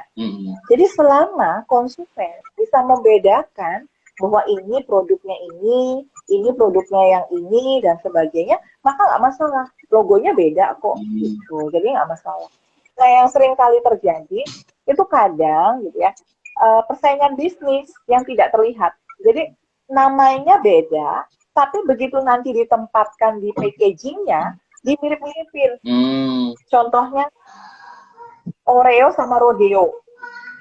Pernah lihat nggak Mas Anton? Rodeo, persis warna birunya itu bentuk font katanya itu kayak Oreo gitu. Jadi kalau misalkan Mas Anton apa namanya anaknya minta Oreo gitu ya, lalu Mas Anton belinya ke warung ya sambil apa ngantuk-ngantuk gitu ya. Oh ini nih, oh Oreo. Mungkin sambil ngambil itu apa nggak sadar tuh. Ini bukan Oreo, ini Rodeo gitu ya. Nah tapi kalau kita lihat kok bisa sih nih didaftarkan mereknya. Nah kadang seperti itu Mas Anton. Jadi yang didaftarkan ke apa di DJKI gitu ya, itu cuma katanya aja gitu ya, Rodeo gitu ya. Tapi begitu diaplikasikannya ternyata mau dompleng. Nah seperti itu. Jadi ini yang case tersendiri sih yang kita bisa analisis itu tersendiri. Baik. Jadi pertama-tama itikat baik. Saya prinsip dasarnya yang saya terima dari kuliah singkat ini ya. Itikat baik itu yang pertama. Nah, kita ngobrol-ngobrol santai aja loh. Jangan ini sama itu loh. Apa namanya gaya sales saya jelasin. Iya. Kemudian duluan ini penting ya, Bu dosen ya. Duluan mendaftarkan walaupun nanti sertifikatnya ya. Duluan ini penting sama kalaupun ada sengketa kan juga nanti hakim melihat itikat baiknya di mana gitu ya. Oh ini niatnya dompleng, ini niatnya buruk niatnya gitu ya. Nah, jadi antara duluan dan itikat baik ini yang harus dipegang ya dosennya. Nah, ini tadi jawab kasus bensu. Ya sama kasus bensu ya. Ya kalau bensu itu kan sebenarnya mereknya udah didaftarin sama yang pemilik pertama, tapi kemudian bensunya kayak ngebajak namanya gitu kan ya. Terus dia menggugat tapi akhirnya kalah juga kan ya. Ya, akhirnya semuanya dibatalin semua tuh. Semuanya dibatalin juga. Jadi yang bensunya maupun yang apa namanya yang Pak Beninya. Pak siapa? Iya. Itu Pak Beni itu dihapus juga mereknya, dibatalin juga sama negara gitu ya. Melalui Komisi Banding Merek gitu ya. Jadi karena pada dasarnya itu sudah ada merek bensu sebelumnya di kelas restoran, bengkel susu. Oh. Bengkel susu udah ada itu. Jadi bensunya dari bengkel susu. Oh. Nah, lalu kan sebenarnya yang Beni, Beni siapa sih yang satunya itu ya, yang bensu yang lawannya Ruben Onsu itu dikasih kan mereknya bensu gitu ya, bensu ayam geprek apa gitu. Nah lalu sebenarnya kan ini kan ada cerita ya sama adiknya Ruben di perusahaan ini dan sebagainya. Akhirnya mereka intinya pecah kongsi lah. Ini kan sering terjadi ya. Kalau di dalam dunia bisnis kan sebenarnya biasa ya, kongsi lalu pecah kongsi, sebenarnya itu kan hal yang biasa. Lalu dalam pecah kongsi ini mendaftarkan merek baru juga dengan bensu. Nah ini kan semuanya sebenarnya sudah dikasih sama negara, ya dikasih mereknya masing-masing. Nah kenapa dikasih semua masing-masing? Karena kalau dilihat ya untuk logonya itu kan beda. Ayamnya antara bensu dengan si ayamnya Beni itu kan logonya itu ya beda lah gitu. Jadi mungkin bagi negara itu dilihat bahwa ini pada dasarnya ada pembeda gitu ya. Jadi konsumen itu tidak akan terlalu tidak terlalu bingung memilih tertekan, nggak usah bingung gitu karena nggak bias kok gitu. Jadi akhirnya dikasih aja gitu. Tapi kan maksudnya kalau kita lihat kemarin sama ininya kan ya, tapi ya jangan berantem dong gitu ya, bisnis masing-masing serahkan kepada pasar. Jadi hukum alam lah, siapa yang bisa bertahan mempertahankan mereknya, maka ya itulah yang akan berjalan gitu ya. Tapi yang terjadi kan masalahnya si Ruben Onsu-nya ngegugat gitu ya, minta dibatalin yang mereknya yang Beni. Lah, padahal mereknya Beni yang duluan yang dapat mereknya. Kan gitu. Mereka kan akhirnya jadi gugat menggugat. Akhirnya si bilnya Ruben Onsu ini kalah di kasasi juga kalah gitu ya. Lalu yang punya si Beni-nya ini juga oleh komisi mereknya itu juga dibatalkan untuk yang kelas restoran.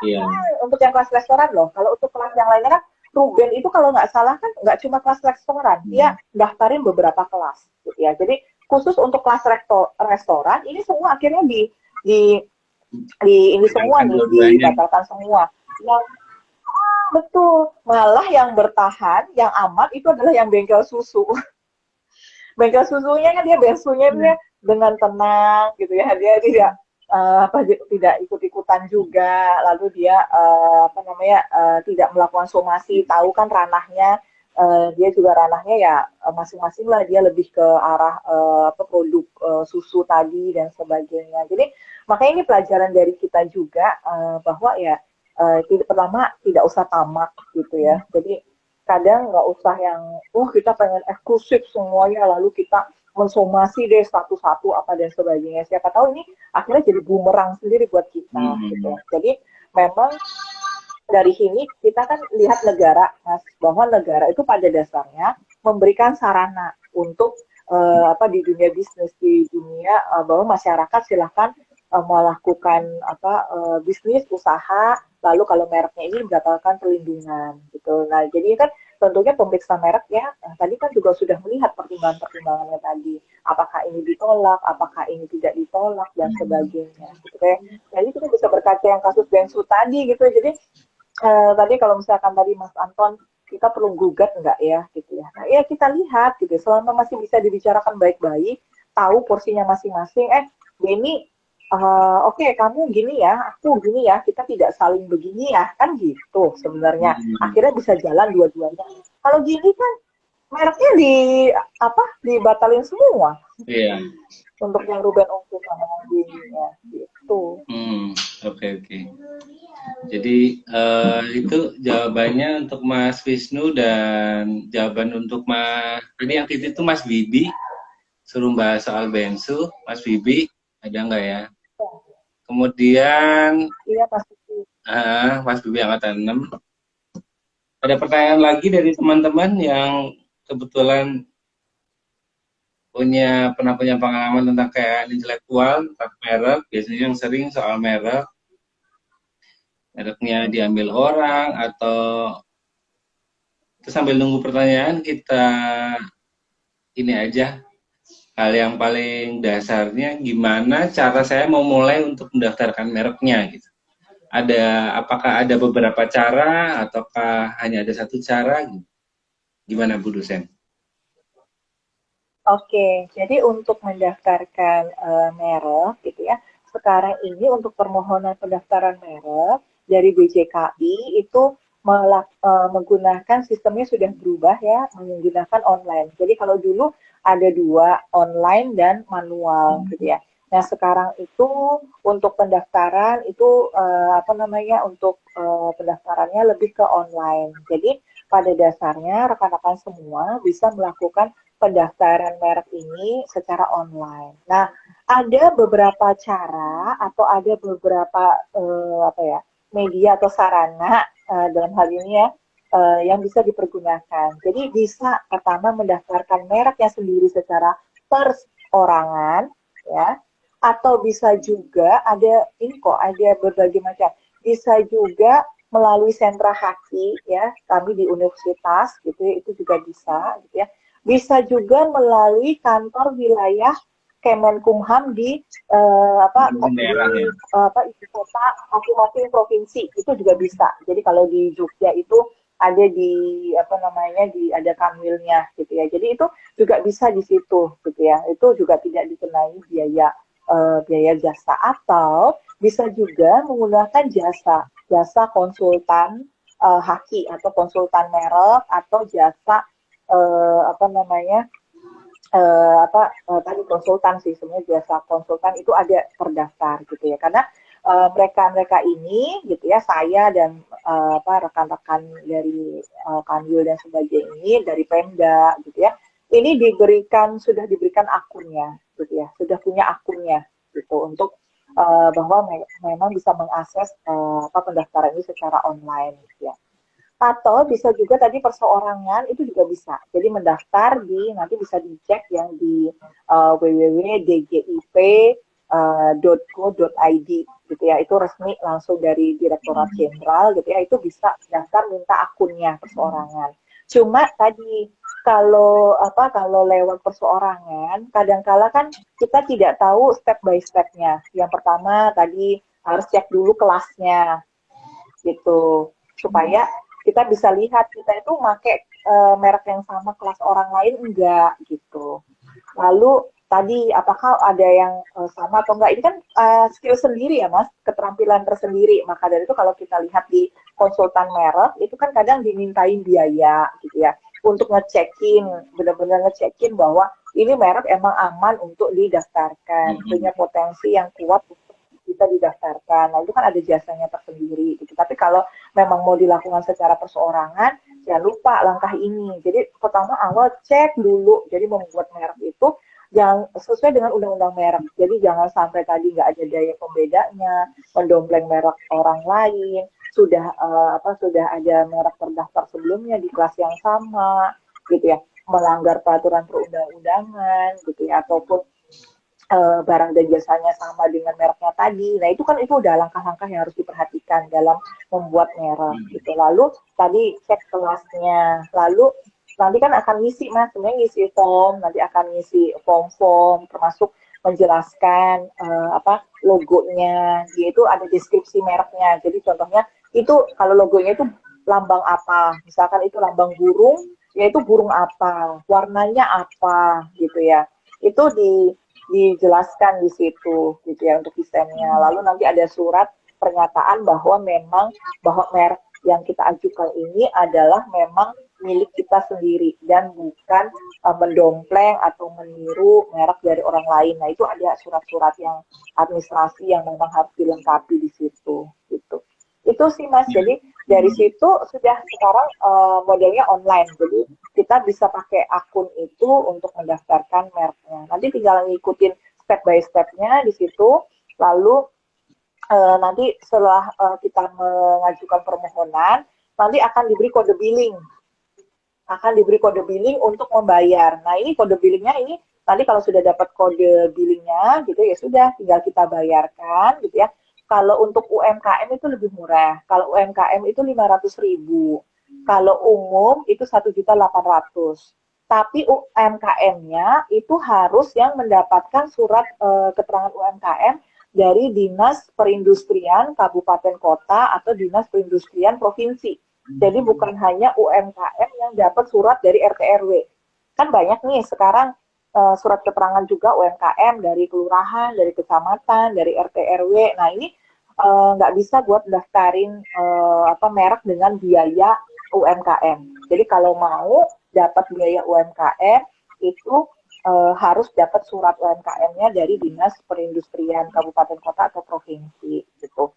Nah itu terus kalau enggak kena nanti yang umum itu 1.800.000 gitu. Tapi nanti kalau lewat kantor ya, kantor jasa dan sebagainya, mungkin ada biaya-biaya yang lainnya. 1.800.000 itu hanya mendaftarinnya aja ya, biaya daftarinnya aja ya. Kalau udah jadi sertifikatnya, kalau udah jadi sertifikatnya, itu nanti kalau sertifikatnya udah gratis. Akan tetapi kalau sertifikatnya tadi minta keterangan petikan sertifikat, itu ada biayanya lagi sendiri. Atau ada perubahan nama atau perubahan data, itu nanti ada biayanya sendiri. Atau nanti minta tolong ke DJKI-nya untuk merek saya ini aman nggak sih saya daftarin gitu ya, itu ada lagi biayanya sendiri gitu. Itu di kementerian juga sama, ada biaya-biayanya sendiri gitu ya, ada PNBP-nya sendiri gitu. Udah nanti kalau udah kita ada muncul kode billingnya lalu kita bayar, udah nanti udah langsung otomatis berubah statusnya, lalu permohonan kita akan masuk dalam proses-proses pendaftaran paten ini. Paten merek ya. Tadi saya dengar biaya 4 juta sertifikasi itu, atau saya salah dengar ya dosennya? Perpanjangan, Mas. Oh, perpanjangan. Kalau telat perpanjangan. Jadi kalau perpanjangan itu untuk UMKM itu 1 juta. Kalau kalau terlambat jadi 2 juta. Kalau umum, kalau perpanjangan 2.250.000. Tapi kalau terlambat 4.500.000. Betul. Jadi jangan sampai terlambat. Ya. Oke. Baik, ini ada pertanyaan dari Petro Samora, ini pengusaha apa sih? Lupa saya. Pengusaha daun kelor yang dikonversi menjadi macam-macam produk, ada sabun, ada serbuk daun kelor dan sebagainya. Pokoknya udah lumayan terkenal lah. Pertanyaan adalah, kalau secara produk kita lebih terkenal, tapi ada yang sudah berhasil duluan daftarin merek yang sama dengan yang kita pakai, itu kira-kira jalan keluarnya bagaimana, Bu Dosen? Kalau memang sudah ada merek sebelumnya dan juga di kelas yang sama, lisensi aja, perjanjian aja lisensi. Gitu. Dibanding kita ngotot pakai merek yang sama, gitu ya. Ini saran saya ya, gitu. Dibanding kita ngotot pakai merek yang sama, nanti ke depannya ada potensi disomasi, digugat. Udah capek deh kalau menggugat itu gitu ya. Jadi dibanding kita nanti digugat, misalkan kita ingin tetap mempertahankan merek ini gitu ya, maka ini saja jadi ada perjanjian lisensi gitu ya kepada yang memang sudah punya merek dengan kelas yang sama. Jadi kalau kita lihat sistem yang dipakai di beberapa negara lain juga. Jadi negara lain itu malah kalau kita lihat, kalau misalkan untuk di dalam negerinya gitu ya, terutama yang di China ya gitu ya, mereka tuh sangat melindungi gitu ya. Jadi kalau dalam hal misalkan ini ada yang meniru, mendompleng gitu ya. Nah ini nggak dihukum penjara atau dihukum denda dan sebagainya, akhirnya membuat pengusaha itu jadi bangkrut dan sebagainya, kan negara akan rugi juga.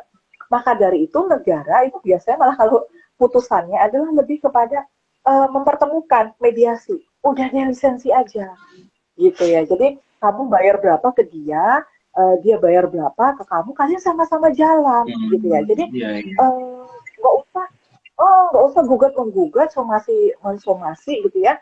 Nah, ini kalau kita lihat budaya yang seperti ini gitu ya, budaya hukum untuk bisnis di Indonesia, kita belum terlalu nih untuk yang lisensi dan sebagainya. Kebanyakan kayak, ya ini punyaku ya punyaku gitu ya, kamu nggak boleh pakai dan sebagainya. Padahal kita ini bisa bisa apa namanya bisa melakukan tadi perjanjian misalkan waralaba, lisensi tadi gitu ya.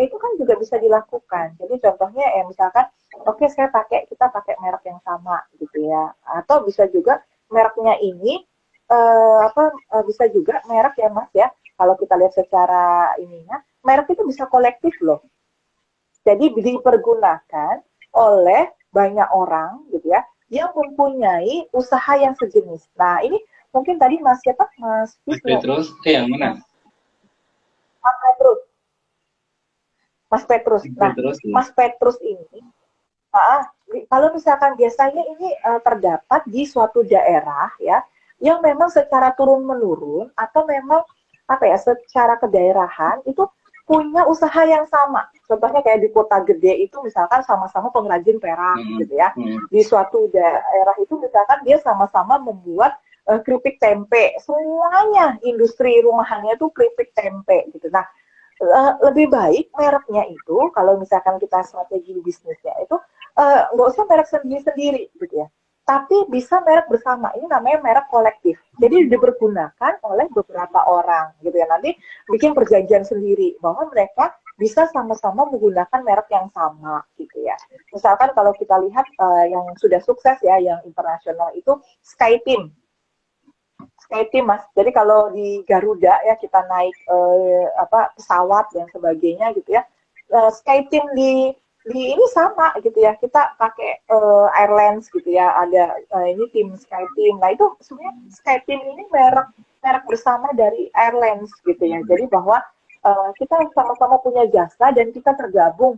Kalau yang diberi logo SkyTeam itu artinya pasti memenuhi kriteria kualitas ini deh gitu loh. Jadi begitu orang lihat saya nggak mau naik maskapai yang nggak tergabung di SkyTeam, karena berarti apa? Mereka itu tidak masuk dalam kategori misalkan menjunjung tinggi keselamatan penumpang dan sebagainya. Nah sama kayak tadi juga, misalkan tadi bahwa ini loh merek kolektifnya misalkan tadi produk apa gitu ya, tadi bahwa di daerah ini itu semuanya usahanya sama-sama menggunakan gitu ya, jadi menggunakan merek kolektif ini. Nah ini supaya memang lebih apa ya, lebih ada kepastian hukumnya gitu ya, itu lebih baik memang ada perjanjiannya gitu ya, jadi sama-sama kita sama-sama menggunakan, tapi untuk usahanya sendiri-sendiri atau gimana ya itu kan tergantung nanti dari si komunitas. Ini biasa kok dipakai juga merek kolektif ini untuk komunitas.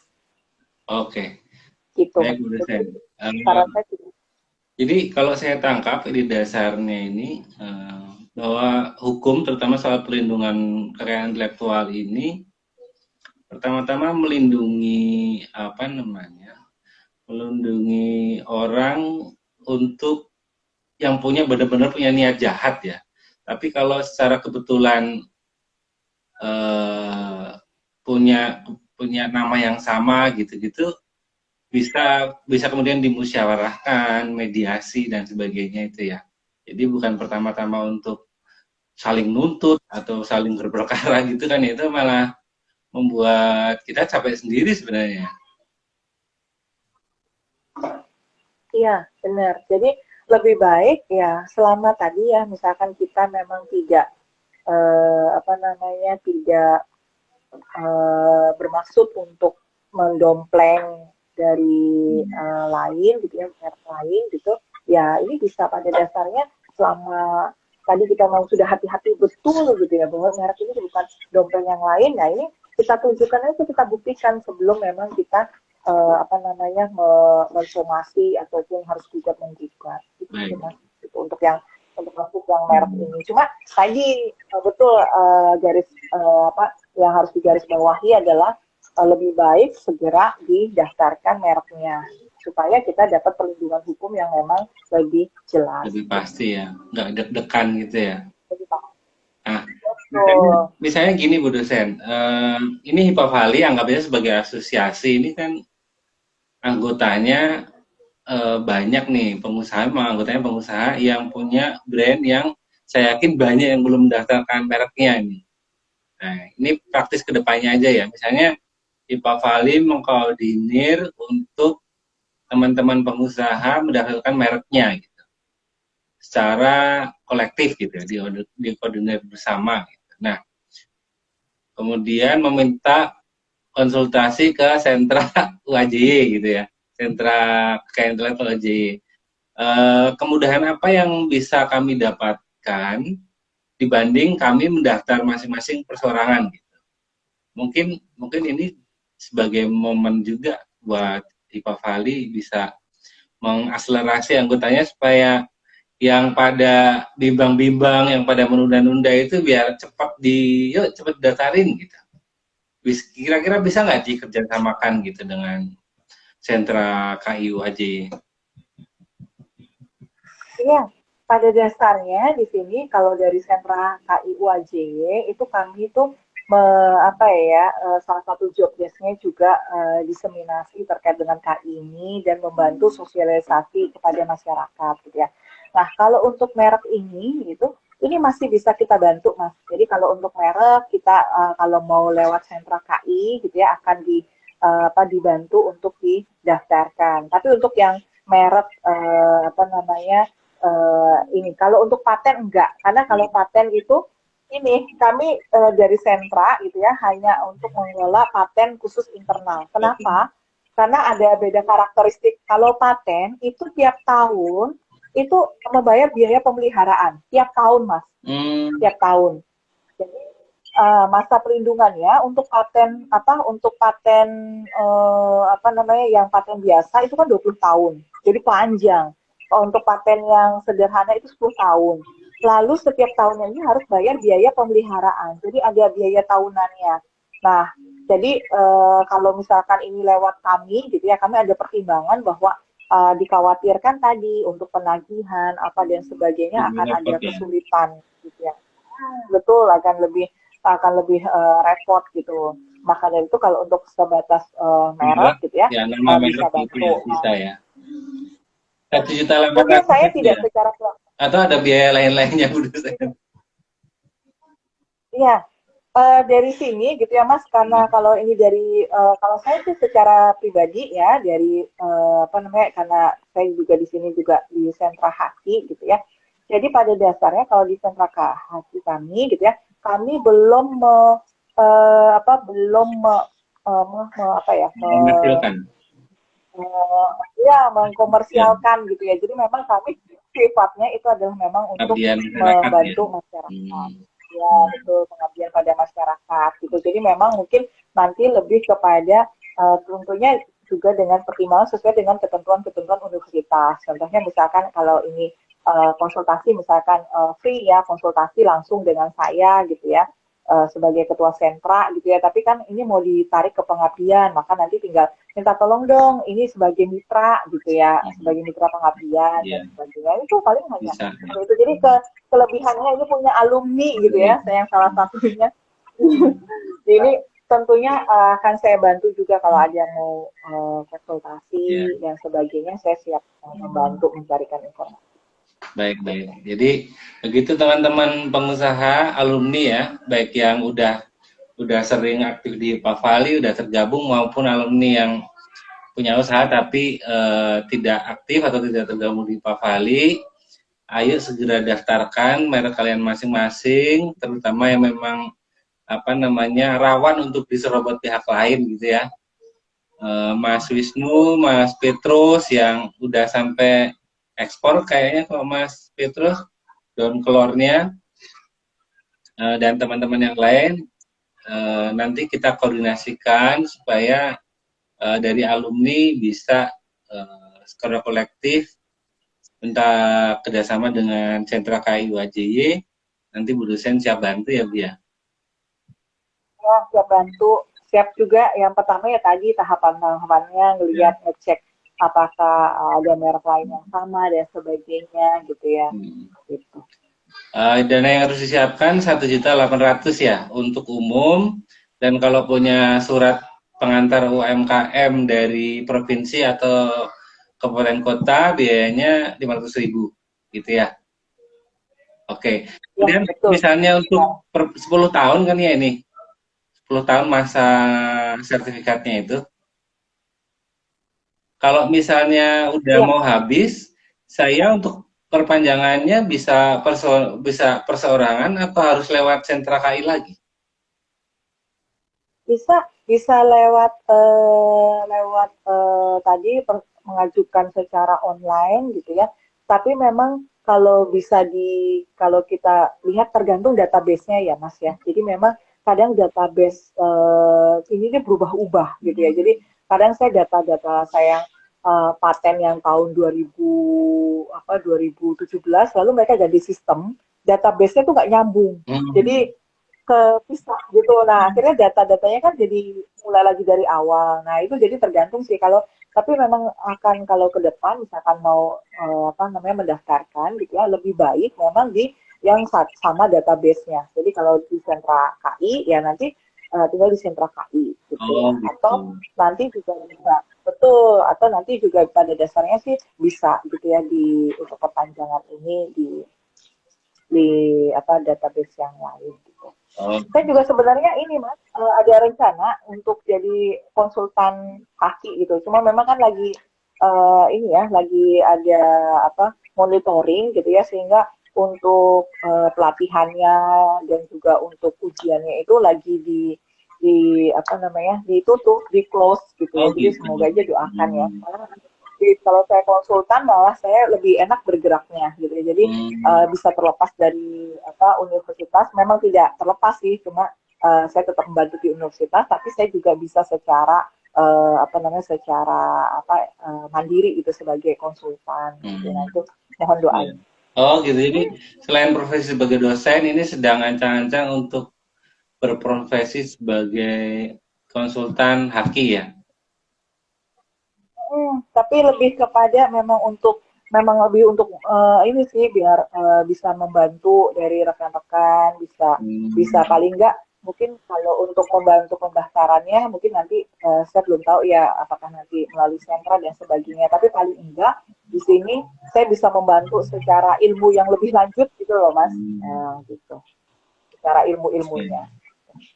Oke, oke, baik, baik Bu dosen. Jadi eh, kira-kira ada pertanyaan lagi nggak dari Bude Desta atau dari teman-teman yang lain? Ini udah jam berapa ya? Setengah 9, hampir jam 9.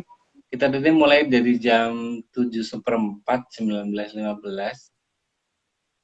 Biasanya sih sampai selama-lamanya biasanya sampai jam 9. Kecuali, ya. Nah, kalau nggak ada pertanyaan lain mungkin ya kita anggap selesai aja pertemuan kita kali ini. Ya. Kalau ada pertanyaan gampang nanti Mas Anton tinggal kontak-kontak dari Gitu ya. apa Kak Fali juga tinggal Hmm, kontak-kontak aja terus ke ya. depannya. Hmm, oke, oke. Pertanyaan ringan-ringan aja dulu sambil nunggu teman-teman. Mungkin masih ada satu pertanyaan lagi, saya kasih kesempatan. Secara umum,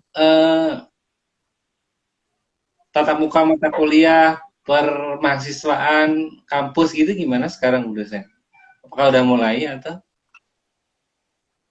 Sekarang udah mulai tapi luring terbatas. Jadi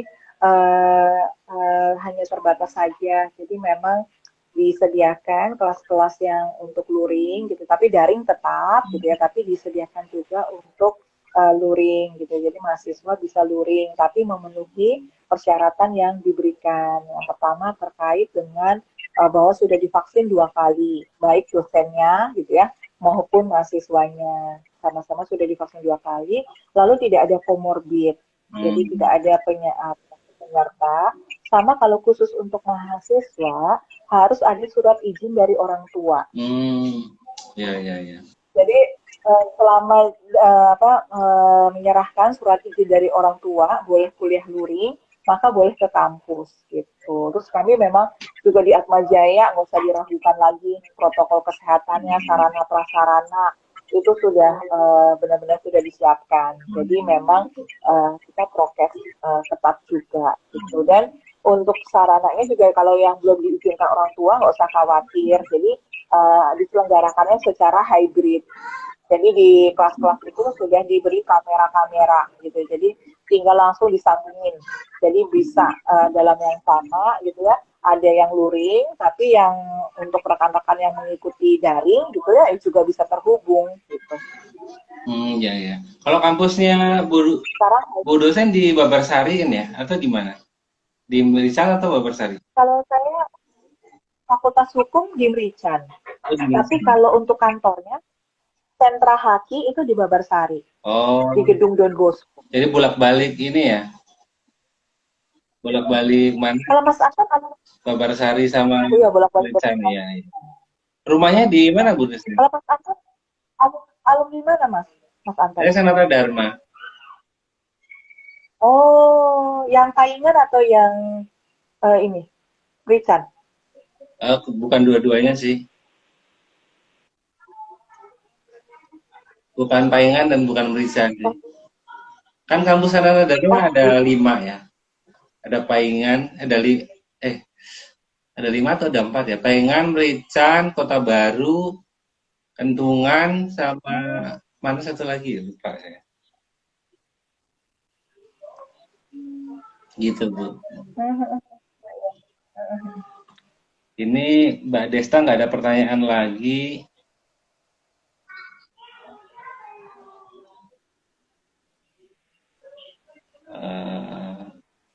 Dari iya nanti gampang kalau ada yang tanya konsultasi bisa Japri. bisa Japri ya. Oke. Saya lihat di grup moderator dulu. Takutnya saya lupa di TV pertanyaan.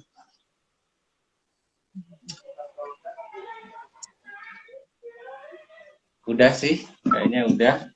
Udah Baik ada? teman-teman, aman Bu dosen. Oh, tadi saya tanya rumahnya daerah mana Bu? Jauh nggak dari kampus?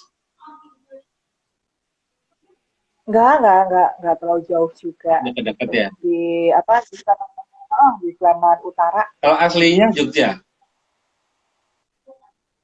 asli. Wah aslinya itu sulit sekali ini ya, sulit di ini kan lahir di Cirebon, aslinya Jawa. Kampung halamannya gitu. Kalau pulang kampung gitu kemana? Cirebon. Kalau pulang kampung masih Cirebon. Gitu. Oh, Cirebon ya. Cirebon itu Mas, antara Sunda Jawa ya. Panit 6 ya? 7 saya. Oh 7 ya. Tapi saya 7 ya. tinggal di Kalau kakak kamu Mas Oktav Panlit 5. siapa kakak? Iya. Kakak kandung. Oh iya ya, 567. Kalau angkatan 6 saya masih ingat sih, tapi kalau angkatan 5 saya kelas 1 kan Kalau kelas angkatan 3. iya, kalau di angkatan 5-nya mungkin ke angkatan 5-nya udah jarang nongol kalau pas 3 kan. Iya iya iya, baik baik. Oke, terima kasih Bu dosen untuk waktunya, ini kuliah yang sangat berharga banget Sama-sama buat tuh, kita. ya, diundang sama Ya, Pak Fali Pak Ali. juga sama rekan-rekan yang sudah Ya, bergabung. Terima kasih semua. terima kasih banyak. Semoga sehat selalu buat Bu dosen dan keluarga. Semoga kampus bisa rame lagi karena corona udah menurun, dan semoga teman-teman juga pemirsa juga sehat selalu, sejahtera semuanya. Amin. Terima kasih ya Bu. Sampai jumpa lagi. Sampai jumpa. Terima kasih. Oke. Sehat-sehat semua. Sukses semua untuk usaha-usahanya. Amin.